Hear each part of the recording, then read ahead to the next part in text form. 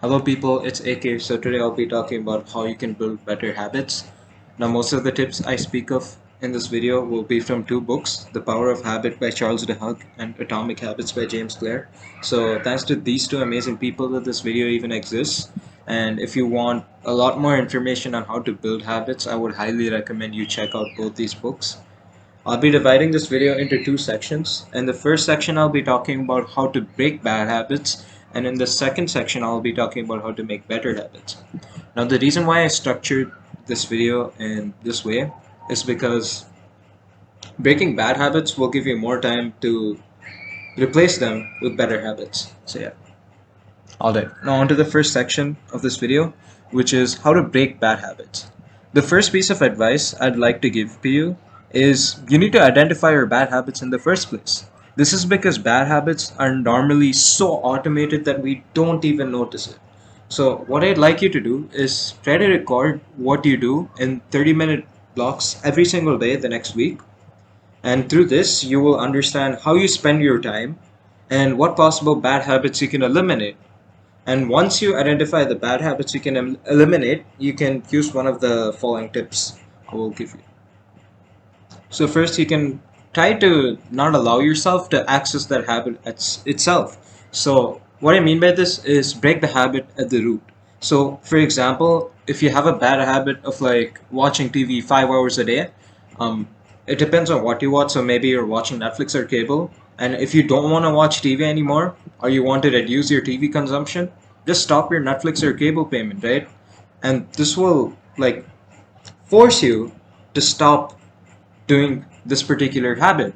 And initially you will feel very, very bored. I know this feeling, but stay persistent and like you will break your habit. The second thing you can do is what James Clear calls reframe your mindset. So for this, you have to highlight the benefits of avoiding your bad habits. So maybe you'll play a lot of video games every day and highlight the benefits of not playing video games as much. You'll have a lot more free time to spend with friends and family, and you'll also be able to focus a lot better. Third tip, increase the friction between you and doing the bad habit in the first place. So, for example, let's talk about the TV again, right? If you still want to watch TV in more balanced doses, what you can do is increase the friction between you and watching TV. So, for example, you can like disconnect your wires and put your TV in a different room. So, whenever you want to watch TV, you would have to like connect everything back together. So, this means you would only watch TV when you absolutely want to, just because it takes so much effort to watch TV now. Fourth tip, which is quite a hard one, is try to find an accountability partner. So whenever you do a bad habit, make it as unsatisfying as possible. And having an accountability partner will help you do this. So for example, if you don't follow a diet or something, be honest and pay your accountability partner $50 or something. This will force you to follow your diet, and soon enough it will become a habit. And I think this tip is great because you can keep yourself accountable to your goals with this technique and also help another person at the same time because you can keep them accountable to their goals.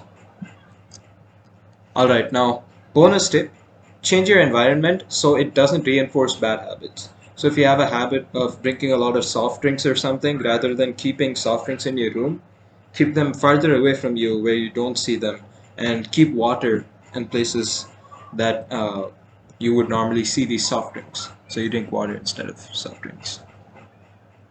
Now that you can break bad habits, let's replace them with better habits, right?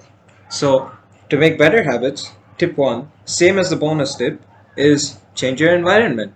So just like you use environment to make bad habits harder to do, change your environment to make good habits easier. So for example, if you want to read a book, put a book on your pillow or the book you want to read on your pillow before you sleep every night.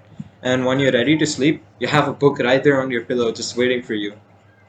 Tip 2, change your routine. Normally we have routines that cause us to perform bad habits. We see a trigger and perform a routine, which is normally our bad habit, and we feel rewarded. But what if we change this routine? We would still have the same cue and reward, but we can change the routine, which is essentially our habit. So, for example, if you feel tired, so you play video games, rather than playing video games, meditate. you will have like the same trigger of feeling tired, but you change your routine to meditating and you receive the same reward instead of playing video games. So yeah. Third tip is to make your habit easy. So for example, if you want to run more, you need to start small. Start with just running 1 kilometer, or just start with putting your shoes on. And once this becomes comfortable, start running a little more, and this will allow you to gradually make running a habit. Now, last tip is to use a habit tracker, and in specific, use streaking. So, if you want to make a habit of running, every day you do run, cross a streak, and once this builds up, you wouldn't want the streak to break. So, this will push you to run even on days you don't want to. And this is more of a long term tip, but it still works quite well.